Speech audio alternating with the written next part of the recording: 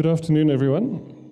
Welcome to this, the second in our series of panels in the Collectors Forum, in which we explore different aspects of collecting, the politics of collecting, issues around curatorship, issues around display, in both the private and the public contexts. My name is Federico Freschi. It's my great pleasure and privilege to have these distinguished panelists with me. And let me introduce you to them. Today we're looking at, or in this session rather, we're looking at issues around public collections. So I have two distinguished curators with me. On my left is Riazon Naidu. He's the director of the South African National Gallery and the Old Town House Museums in Cape Town, which are of course part of the Iziko Museums of South Africa. And he is a very well-known curator, having curated a number of exhibitions both locally and abroad. Most recently with Tessa Jackson, a retrospective of the work of Peter Clarke at the Institute of the International Visual Arts in London. He's going to be talking to us today about three issues of collecting as they relate to a public collection, and I'll hand that over to him to explain in more detail. On my right is Samuel Sidibe. He's the director of the National Museum of Mali in Bamako, a position that he's held since 1987. He's also the director of the Rencontre de la Photographie de Bamako since 2009, which is of course a photo biennale for the continent and the diaspora. You can see some examples on the wall over there.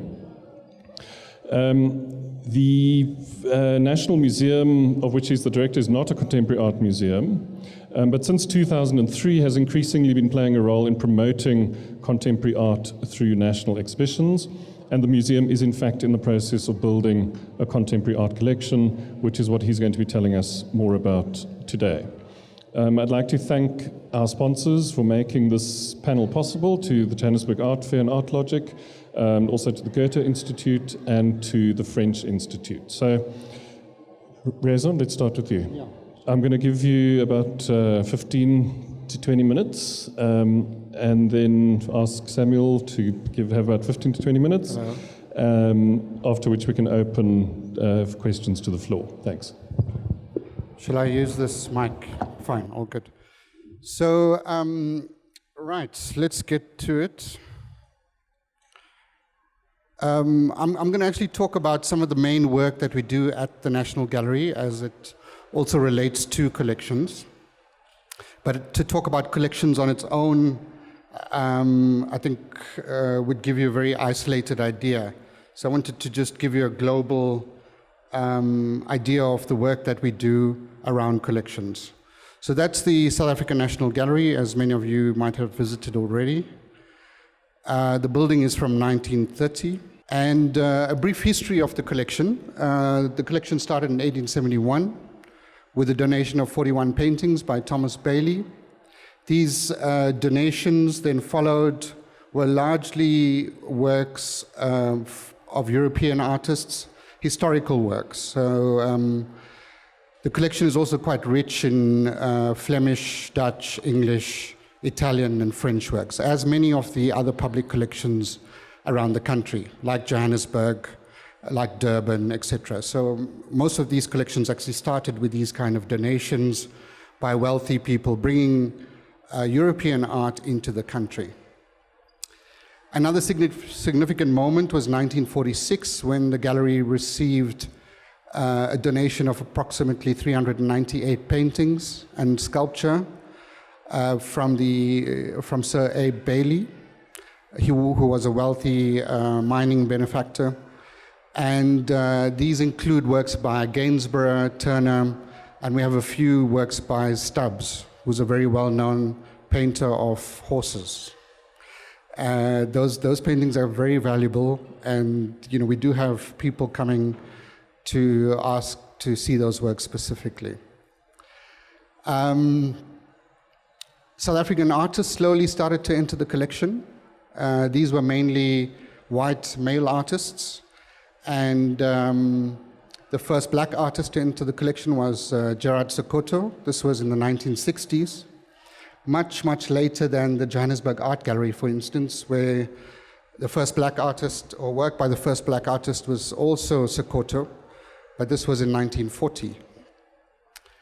And then much later, so the gallery then started to collect works by black artists, but still quite slowly.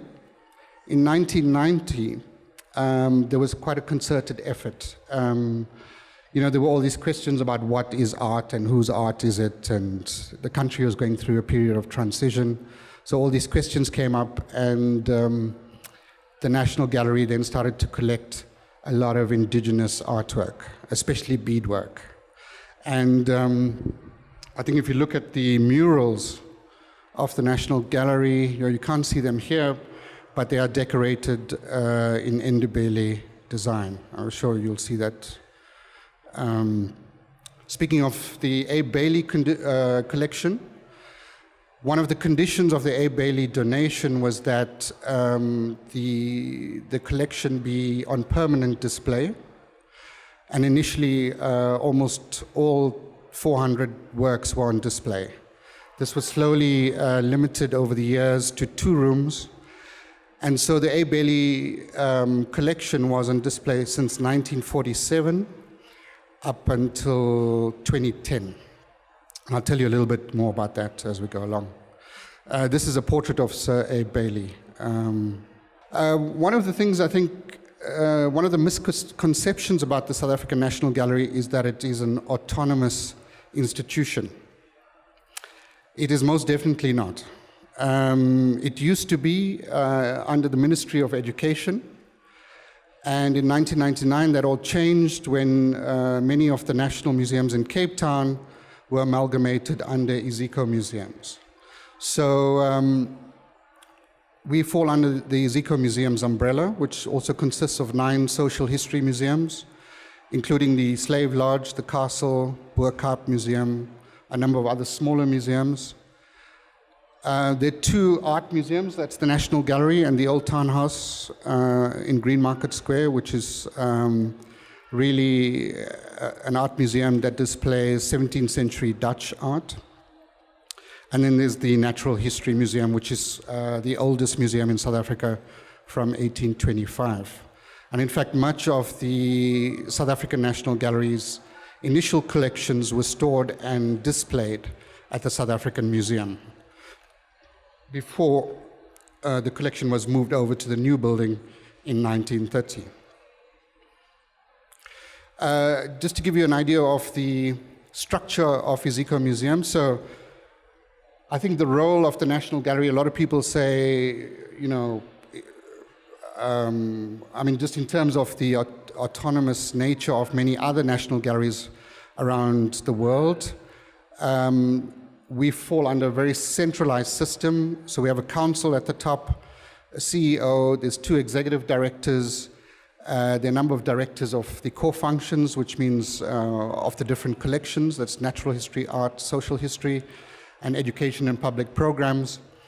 And then a number of other services are also centralized, like marketing, fundraising, media, customer services, HR, and including education and public programs.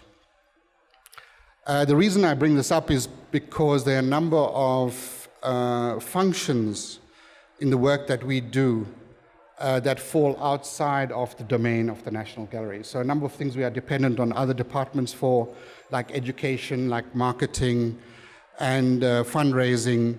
These are actually not in our responsibility.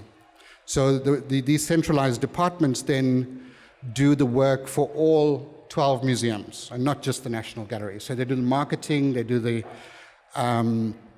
the customer services, actually answers to a director of customer services, HR controls all the staff for Iziko Museum. So the National Gallery is really part of this umbrella institution in more ways than one. We have quite a small team at the National Gallery of about 14 to 15 staff. Many of the curators are also quite experienced. They've been there for a number of years. anywhere between 20 and 30 years. In fact, Joe Dolby retired last year after 32 years of service. This photo is a little bit dated. It's from 2 years ago. So, but it's quite a small team looking at curating and collections and installations. And there's 2 staff members running the library associated with the gallery. 3 key areas I'm going to talk about: collections, exhibitions, and acquisitions. Collections is very important for obvious reasons, because we have approximately 9,700 artworks in the collection dating from the 1400s to the contemporary. This is apart from the Gerard Sokoto study collection, which is approximately 2,500 works that were repatriated from his studio in Paris after his death. And there's also a Strawn Robertson photo archive of about, we haven't quite counted the number of negatives in that archive, but it's in excess of 2,000 negatives. So we're really talking about close to 13,500 listed art objects in the National Gallery. The collection is also differentiated into 5 different departments. Each of these departments has a curator assigned to that collection. And these departments are historical painting and sculpture, contemporary art, photography and new media, prints and drawings, and it's called African art, but what is African art? So it's actually really traditional African art, largely beadwork. Our collection has been specializing in beadwork since 1990, as I mentioned. This is from the exhibition we did 1910 to 2010, from PNF to Gugalective. But here you can see some of the beadwork in the foreground, juxtaposed with some modern and contemporary art in the background. I'm referring also to Georgina Greatrick's painting Les Demoiselles d'Avignon, the abstract linear painting in orange. And this is an example of some of the work that has been collected in the African art department. The collections also, we have a conservator. I think what's very important with a collection like that is collections management and conservation. These are huge areas. I think even if we don't have any, if we don't know what the future of these institutions will be, you have a collection. And with a collection, you can display it in a number of creative ways without any other incoming exhibitions, if that were to be the case, due to lack of funding, etc. So the collection is really the mainstay of the work of the museum, of the National Gallery, and many of the other public museums around the country. And there are some wonderful collections in each of the cities. But you know, we're quite fortunate to have a conservator at the National Gallery. I know not many of the museums still have conservators. We have a painting conservator, and so you know, we identify a number of paintings at the beginning of the year for restoration and maintenance.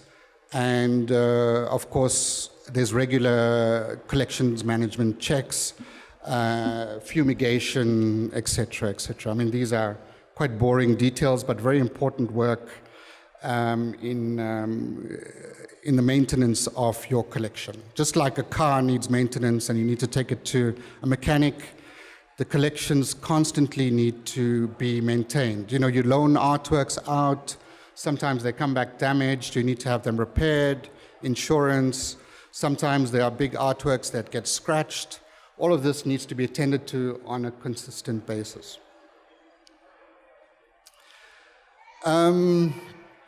Also, in terms of exhibitions, so we have a permanent collection and we rely on that quite heavily for exhibitions. But one of the strategic goals is that we fulfill and live up to the name of the National Gallery. And what does that mean in a kind of multicultural society like ours? And that is to kind of be reflective of the diversity of art and of culture in this country, and not only in Cape Town, but also nationally. And that's why events like this, like the Joburg Art Fair, is an opportunity to see what is being produced around the country. Just to give you an example, we acquired Mary Sibanda's The Rain, which was first shown here in 2010. And it was then that we identified that work for the collection. And that's now in the permanent collection. Also related to exhibitions, how do we encourage new audiences? So the audience is still predominantly a white audience, an older audience. We have the Friends of the National Gallery. There's approximately 1,000 members that belong to the Friends. They pay a subscription, annual subscription, and the Friends manage this account. But we need to grow new audiences for the future. That is quite a complex story to go into right now. But one of the ways we can do this is through the exhibitions that we show and through the artworks that we acquire. Meaning that I think if people see that they have some sense of ownership, that there's a sense of belonging in the National Gallery, they're more likely to enter. And I'll talk about a few examples of that just now. And of course, we don't just want to show South African art. We don't just want to show art that we produce from the collections. We also want to show art that's been produced around the country, like important retrospectives, such as the Peter Clark that was done with Philippa Hobbs and Elizabeth Rankin. And we also want to show art and exhibitions coming from outside the country. This is also because we want to introduce our audiences to work from elsewhere and broaden their understanding of other cultures, of art from elsewhere, etc. Especially people who can't travel that much. All right, so one of the exhibitions we had on recently was Uncontained. This was an exhibition from the Community Arts Project Archive, curated by Emile Maurice. This exhibition was shown in a very small gallery in Belleville, outside Cape Town. And we brought it to the National Gallery because I think it was important to talk about this history in the 1980s. And to talk about the Community Arts Project and the number of artists that were associated with it, like Peter Clark, like Lionel Davis, a number of artists that actually came out of there. And I'll just take you through very quickly some of this was from the opening night, and the Handspring Puppet Company gave a performance because they also worked quite closely with the University of Western Cape. And some images of the exhibition. Another exhibition was PNF Tugu Collective, and many of you might know the background to this exhibition. I'm not going to talk about it too much, but for the first time we took down the Bailey collection. In fact, one of the curators, Joe Dalby, I mentioned earlier, we actually cleared the whole gallery because it was closed for 6.5 weeks while we prepared for the exhibition. The gallery was completely empty, and Joe Dalby commented that the gallery never looked so good. And he had been there 32 years, he should know.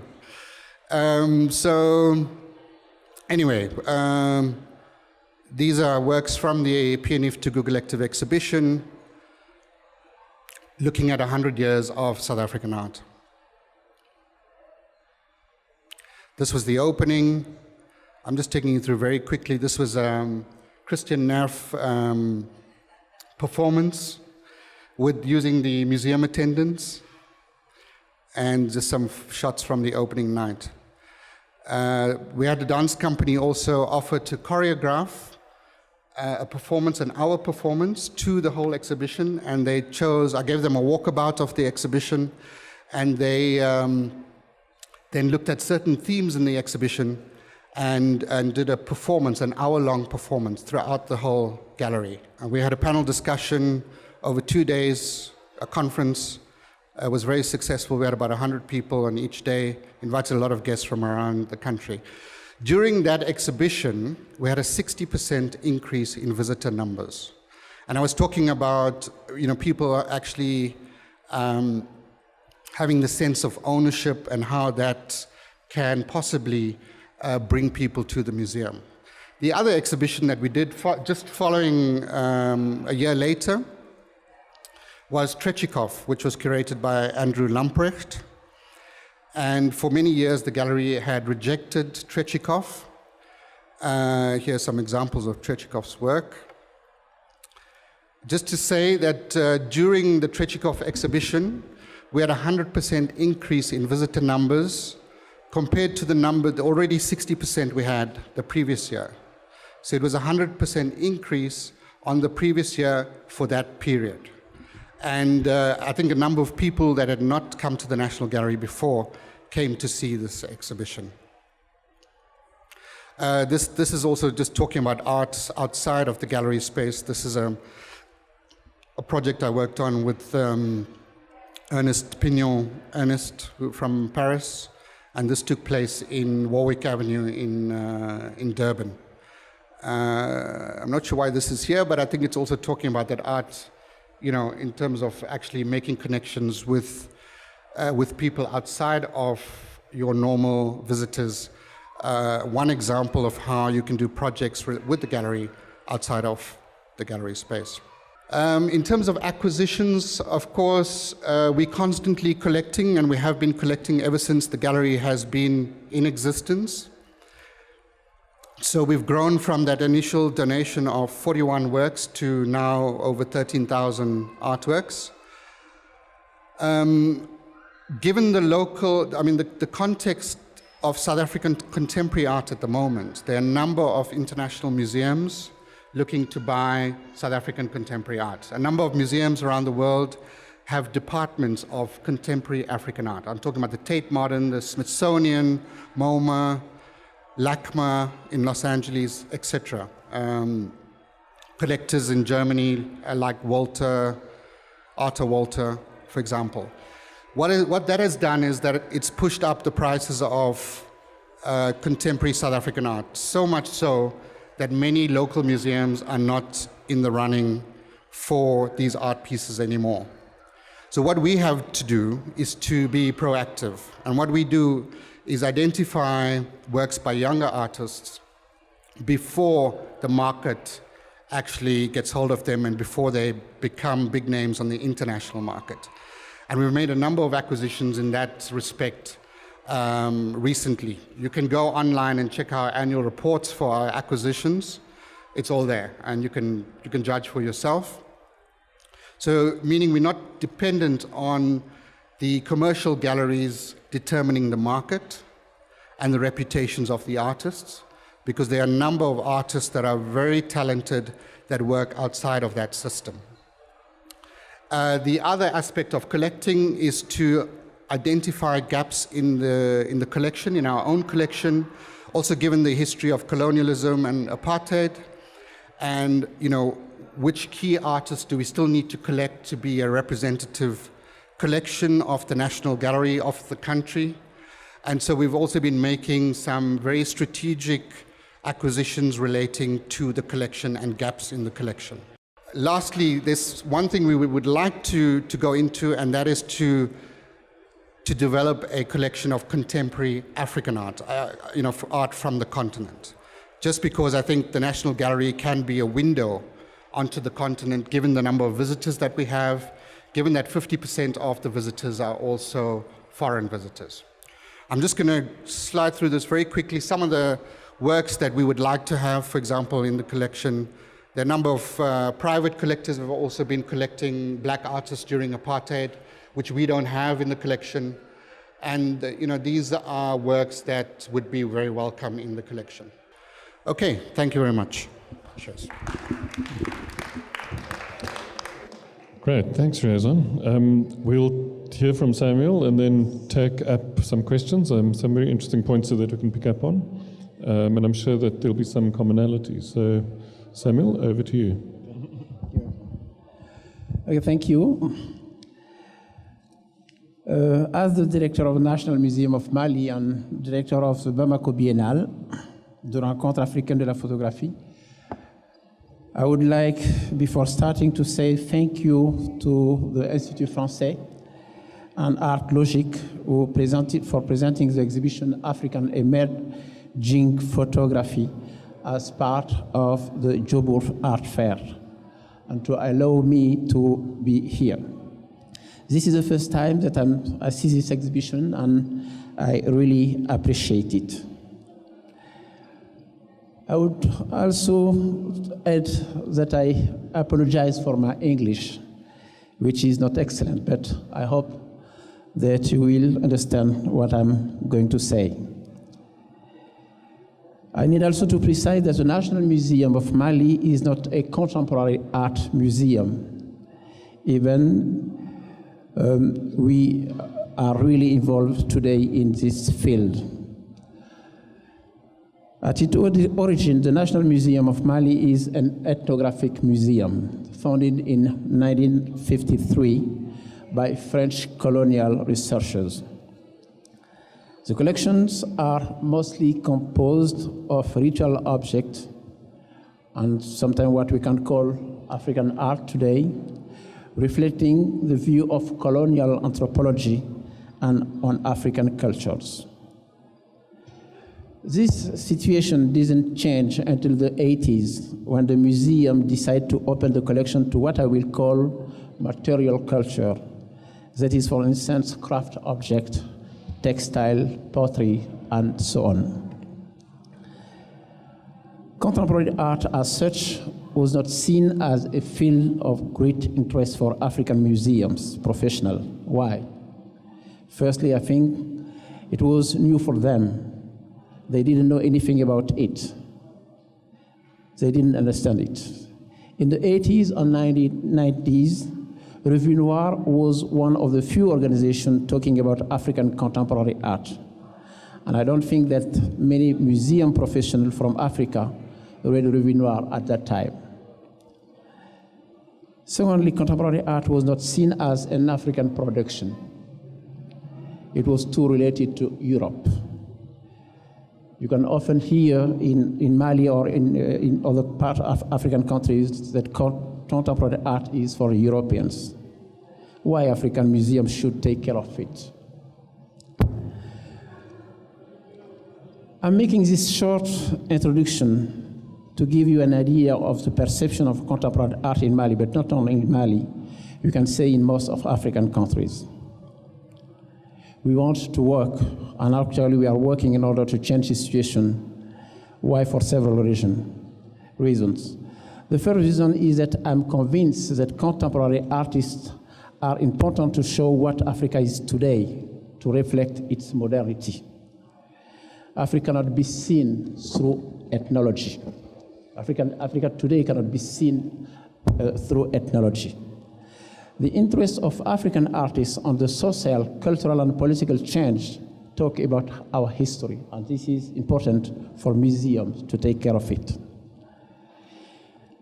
Another reason is that African contemporary art is showcased in big events such as the Dakar Biennale and the Bamako Rencontre de la Photographie Africaine, but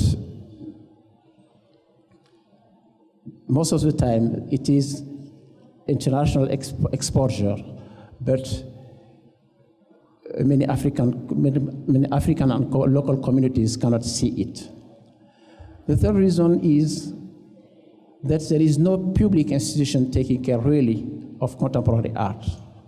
There are today more and more private institutions which are doing something, but most of the time they are weak and fragile, and they cannot do the job of public institutions.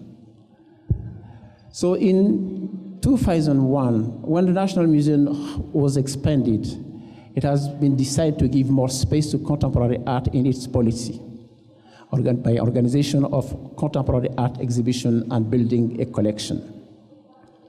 The idea is to give the opportunity to African artists to show their work in the continent. And this is something really important, because most of the time African artists show their work only in Europe and in the US. So we have to do something. We wanted to do something so African contemporary art could be seen in the continent. And the second important thing would be is to educate the local communities, because you know that contemporary art is not always accessible. It's too difficult, and local people, they cannot understand it. So it's important to do something to educate people, to give the floor to make local people understand it and to appreciate it. One of our first and major event was in 2003, the exhibition entitled Contemporary Perspective in African Art, with artists coming from Kenya, Senegal, Ivory Coast, Mali, Burkina Faso, and Benin. The second event was in 2007, entitled Contact Zone, with artists coming from Senegal, Egypt, Morocco, Tunisia, Ghana, Nigeria, and Togo, and of course from Mali. This last exhibition have been curated by 3 independent curators, Gone Fall from Senegal, BC Silva from Nigeria, and Rashida Triki from Morocco. I want this event to be a manifest, a kind of manifest of what I wanted to do. A collaboration with independent curator or art historian in order to create knowledge on contemporary art. This is important if you want to sensitize properly people.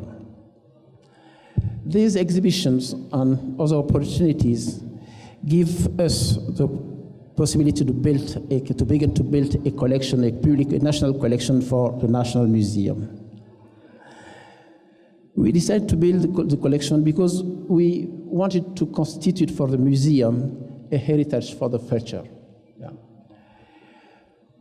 But also, it was important for us to help museum to have a role in a kind of economy of culture, because buying artwork is also a way to help artists to live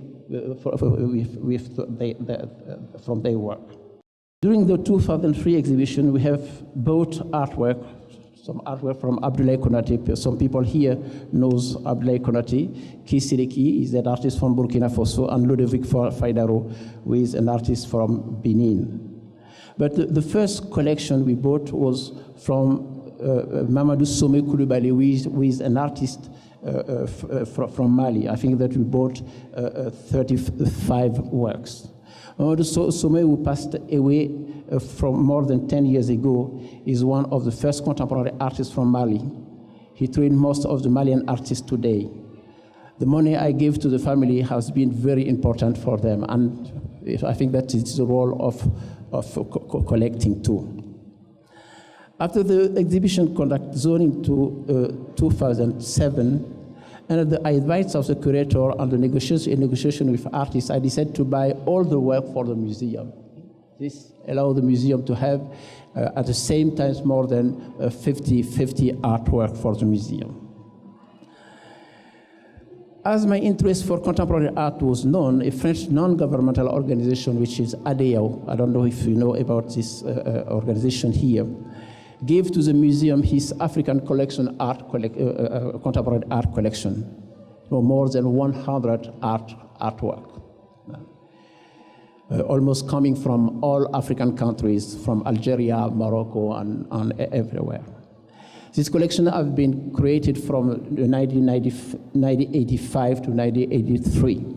So this is an historical collection on contemporary art, African contemporary art, because most of these works dating from, some of this work dating from the 50s.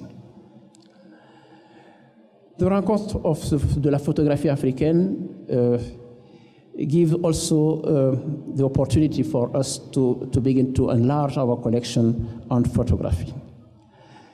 As you may know, this event is the photography event, which create in Africa a real dynamic around African photography, and it reveal for European professionals and the general public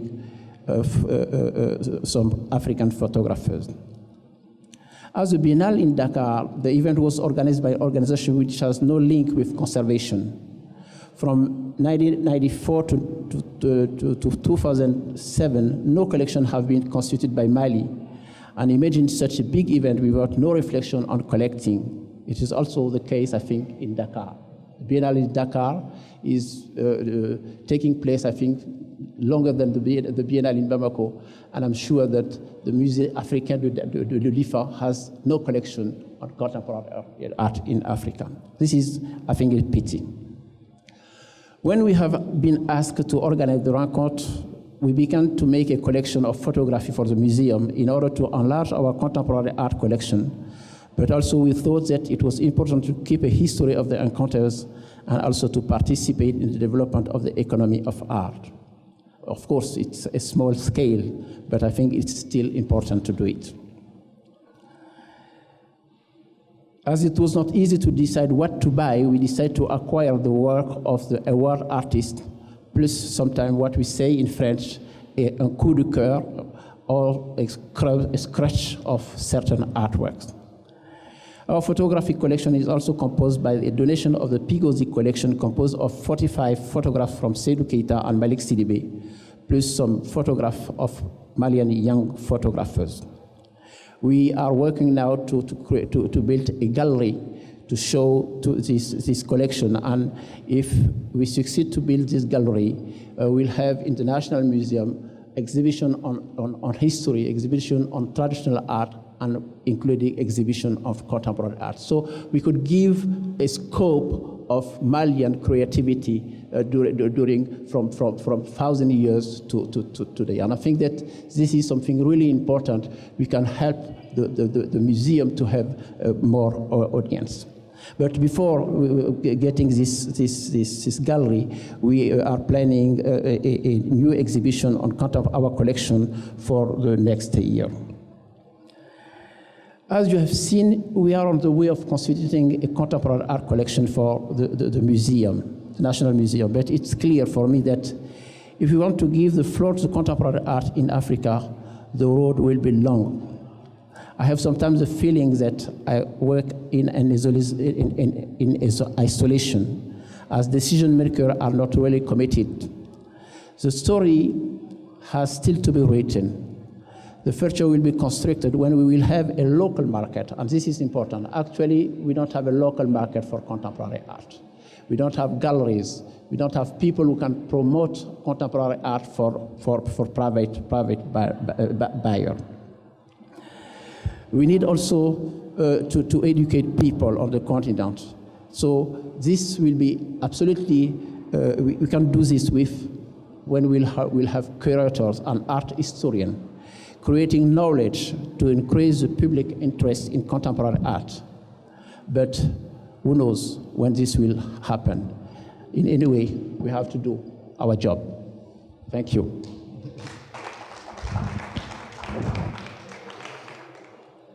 Thank you, Samuel. You still got 8 minutes left if you want to talk some more. But thanks for that. I think there are some interesting parallels. I'll kick off on asking a couple of questions. Riazan, obviously a somewhat different focus. You said that as a national gallery, it's a very important mandate to live up to your name, the National Gallery. And a key question there, of course, is that what does this mean in a kind of a multicultural context? That you have to be reflective of diversity, not just in Cape Town, but also nationally. So that's one imperative, and I think it'd be quite interesting to hear the kind of rationale that informs the kind of acquisitions that you make in relation to that mandate. And that second, something that is common to both these presentations, but I'll ask Riazan to comment first, is this question of building audiences. And it's an ongoing one, you know, it's the sort of, there's that kind of triangle, I suppose, between the commercial world of the art, where it's kind of sold and traded as a commodity, the academic world, where it's debated and enters into kind of a discourse of historical importance, and then the space of the public exhibition arena, where it has to be shown. And it somehow has the complex job of bringing together those two strands. On the one hand, the idea that these are commodities, these are things that are made by people, that have a sort of a presence in the world, but that presence somehow transcends their literal importance. And you sort of have to persuade people of that, but also make it interesting for people who might not, as Samuel says, be able to access contemporary art, which is sometimes very difficult. So maybe just some more comment on that question of building audiences. Thanks. On the question of the National Gallery, I think the South African National Gallery is in a little bit of a unique position because there isn't a municipal art gallery in Cape Town. So unlike all the other cities around the country, you have Johannesburg Art Gallery, Durban Art Gallery, the Tatum Art Gallery in Pietermaritzburg, the Pretoria Art Museum, etc. The South African National Gallery is the South African National Gallery in Cape Town. Well, I mean, it's based in Cape Town, but it has the name South African National Gallery. But there isn't a municipal art museum like we have in Durban or in Johannesburg. So in that sense, the National Gallery has had to play a dual role of being and responding to artists and audiences in Cape Town, but at the same time fulfilling a national mandate. And there are works in the collection that can be pointed to of national significance. I mean, the Butcher Boys, for example, The Rain by Mary Sibanda recently, Paul Stopforth, The Interrogators, a number of works. But it still has to play this dual role of being a municipal as well as a national gallery through its collection, and I think also through its exhibitions. And this is not easy because funding is getting more and more tight. And secondly, the space that we have is quite limited. We can only show around 8 exhibitions a year. That includes exhibitions from the permanent collection, that includes exhibitions from around the country, that includes international exhibitions. So we have to be highly selective. And it also includes responding to important artists from Cape Town as well. So I think that is a very fine kind of balance that we have to, a fine road, a fine line we have to thread. On the question of audiences and building audiences, this is a much more complex question. I think contemporary art, it's very hip. It's, you know, if you go to a contemporary art gallery, Stevenson, the Goodman, if you go to the openings, you'll see that most of the people attending are students from Michaelis, or it's quite a young group of people attending the openings. I mean, of course, there's wine, etc. That helps. But Stevenson, you pay for it, but it goes to the National Gallery, the Friends of the National Gallery, and actually that goes towards acquisitions. But you know, so contemporary art is quite sexy to sell, and the Joburg Art Fair is a contemporary art. Exactly. Thank you. So it's much easier to get young people to come to contemporary art events. The National Gallery is not a contemporary art institution. You know, often I hear, why can't the National Gallery be the Tate Modern? We are not a contemporary art museum. People must understand that. We have an encyclopedic collection. We have historical collections. We have indigenous art collections. We have works on paper. We have photography. Each of these collections could be housed in a museum of its own. Each of these could be a museum of its own. We could have a contemporary art museum using one of these eco sites. We could have a museum dedicated to photography. There's so much strong photography in South Africa, not just contemporary photography, and I'm not just talking about Guy Tillam and the like. I'm talking about photography from the 70s and 80s, the Cedric Nuns, the Omar Badshahs, people like that. You know, there's a whole generation, Afropix, Paul Weinberg, etc. Before that, you have Drum Magazine. You have the Drum Magazine archives. You know, I did a project from Drum Magazine. I went through 500,000 negatives just from the 1950s alone. That could be a museum on its own. So we're not the Tate Modern. We're not the MoMA. We're the South African National Gallery. We operate in a different context. We have a different collection. We have a different history. And so the demands on the collection, I think also on showing the diversity of the collection. Previously, what would happen often is that a curator in the National Gallery would curate from their own collection. And what we've been doing more recently is 2 or 3 curators are working with the collection, and they're curating across collections. So one exhibition of 5 rooms will then have works from all the different collections, so that a visitor to the National Gallery also gets an idea of the diversity of the collection, but also across time. Razan, one practical question. I think you're one of the few galleries, if not the only one, that actually charges an entrance fee. I mean, it's a tiny fee, admittedly. But doesn't that in some way run counter to your sort of idea of developing, making more widely accessible? Sorry, can you just repeat the question? The fact that you charge a small entrance fee. Yeah. No, of course, not a small entrance fee. We charge 30 Rand. We charge 30 Rand. The JAG is free, for example. Durban Art Gallery is free. The only other museum, art museum I know that you have to pay, public museum, is the Pretoria Art Museum. You pay 5 Rand, last time I visited. But you have to pay 30 Rand. I know when I visited the National Gallery, when I wasn't working there, I think it was in 2007, 2008, and they asked me to pay at the entrance. And I was like, what? Are you serious? You know, and it is a public institution. I think this relates to the National Gallery falling under Iziko Museums, so those fees are developed at that level and approved by council at that level, and we have objected to entrance fees actually being a barrier to increasing and diversifying audiences, and I completely agree. I'm completely against entrance fees, especially for local people.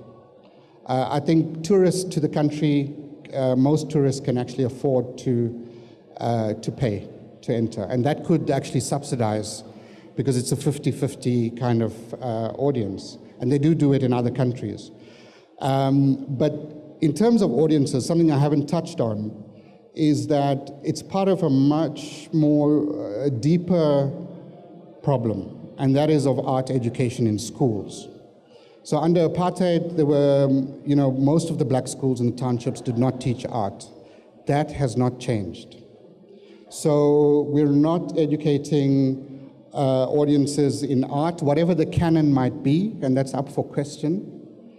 And so we're not growing audiences. We could have so many more Nandipas and Zaneles and other artists coming through, more curators coming through, more people visiting the museums, if only we had a strong art education system in this country.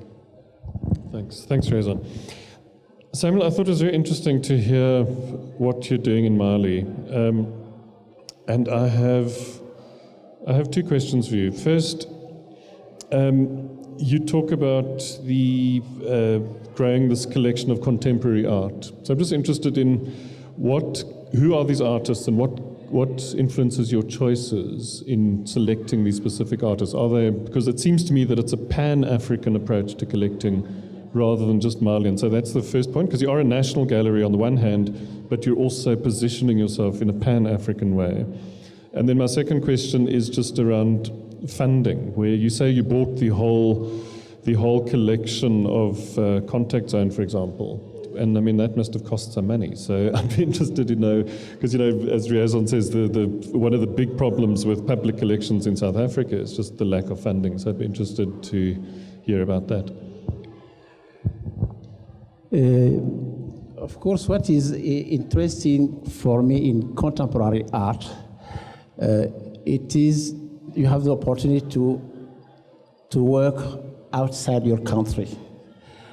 I'm also the director of the National Museum, and I cannot buy art from other countries, because today most of the countries have legislation to protect their artwork. So for contemporary art, it is easy to do it. It is easy to do. You can do it. Nobody can tell you why you do it. And I think that I'm convinced that a museum cannot be a national museum with a closing frontier on the culture of the nation. And I think that if I could one day, I will open the collection of the museum to the African countries, but I think that's not possible. So contemporary art allows you to have a Pan-African perspective. And you have noticed, I hope that most of the acquisition have been done through exhibitions.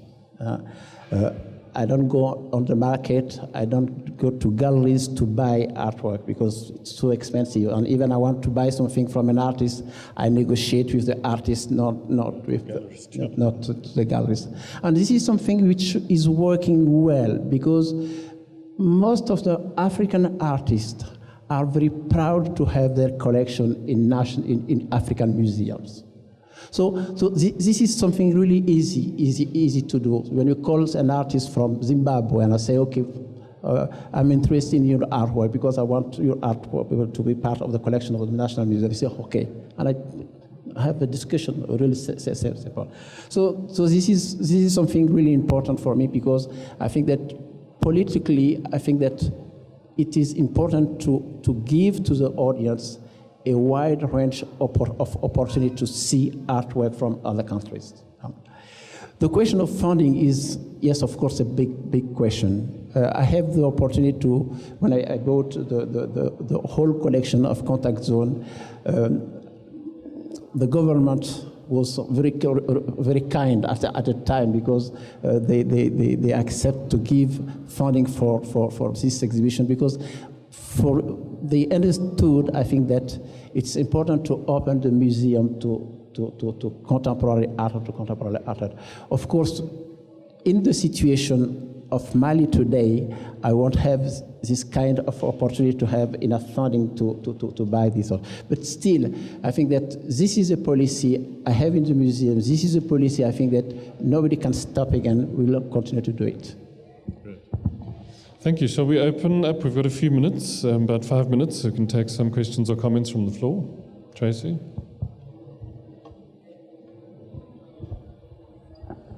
Hi, Samuel. This is a question for you, and it goes slightly off topic, because I know we're speaking about collecting, but we've also touched very strongly on how one exhibits, and which is very strongly related to the politics of collecting.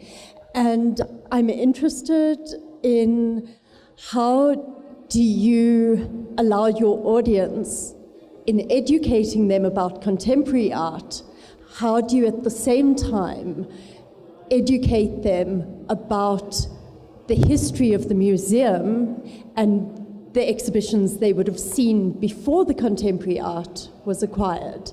How do you start educating them on contemporary art being that difference? I think that one of the idea I try to give to the audience is that culture is a process. This is important. If you visit the museum today, we have 3 permanent exhibits. One is on history, which is the result of archaeology, what we know about archaeology, about Malian history, from archaeological researches.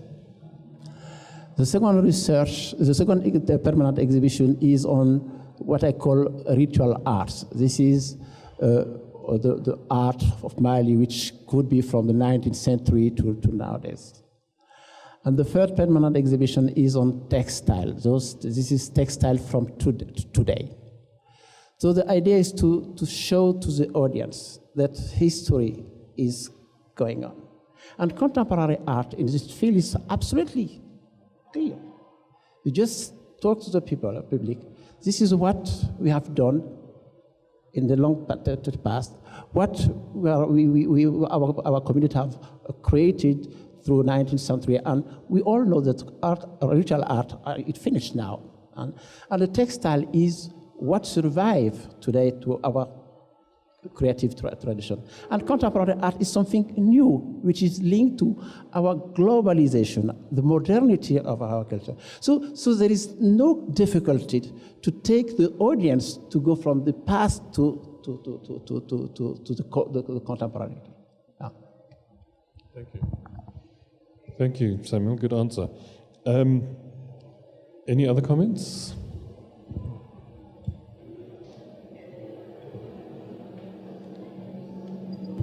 Yes, Les Conn from ArtSource. I just want to make a comment to Professor Fresher, your comment about the question of the charge, because the Zico Museum does charge. BASA did a groundbreaking study, Business Arts South Africa did a groundbreaking study about 2 years ago, where they went and they looked at best practice internationally, and one of the findings on this issue of charging, being accessible, people who can't pay, etc., to culture in general, both theatre, visual arts, etc., was that they found that when, for instance, theatres offered performances at no charge, attendance went down. This is statistically proved.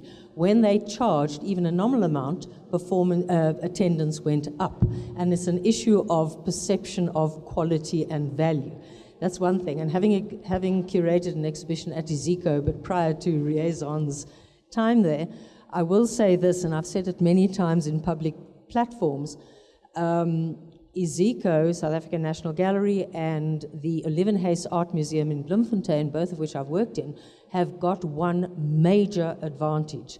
As you mentioned, they do not fall under a city council, which is not always very sympathetic or understanding of the needs and demands of an art museum.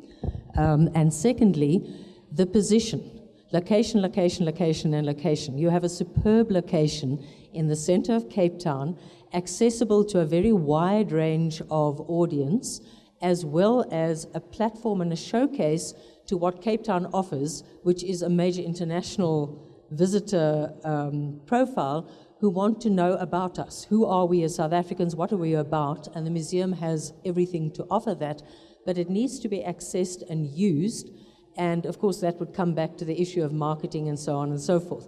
So I think that there is great opportunity for the South African National Gallery to use both its historic collection as well as the collection of contemporary art to talk to now a global international audience who are flocking to Cape Town far more than Johannesburg about who and what we are. But there need to be innovative ways to engage that audience. And then lastly, having given walkabouts at the South African National Gallery, and many others, I've given dozens of walkabouts, my feeling about engaging the issue of contemporary art and engaging a wider audience and building audience is talk to people who are actually very keen to know in a way that is not talking down to them, that is engaging them, that is actually listening to their responses, because everybody has responses. Because we consider ourselves a bit more educated, we are no more responsive to the artwork than a person who so-called isn't. And I think it's about reaching out and bringing in a way that is not hierarchical, that is not patronizing, that actually will build that audience. Thank you. Riazon, I'm going to ask you to respond to that. Thanks for those comments. Then we're going to have to wrap. So, Riazon, you have the last word.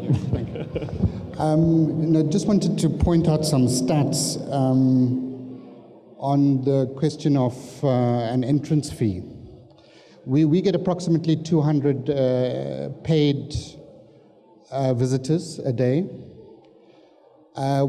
We have 9 days in the year when it's free. These are commemorative holidays. On these days, we get 1,800 people a day. On these free days, there are 1,800 people a day. So that gives you an idea. Maybe it's not going to be the same if we were free all the time, but it gives you some idea of what could happen if the museum was free. Just to point that out, yeah, thank you. Thank you. Thanks, Rezan. Thanks, Samuel. Thanks for your time and your sharing your insights and experiences with us. It's been really enriching and interesting. Thank you to our audience for being here and staying so late. And please join us tomorrow. We have another interesting session starting at 12:30. Is that correct? At 12 o'clock tomorrow, which promises to be quite interesting. Number of international curators and collectors will be talking about particular angles on their collecting practices. And then we have Warren Siebrits, who's going to respond to their presentation. So hope to see you there. Thank you.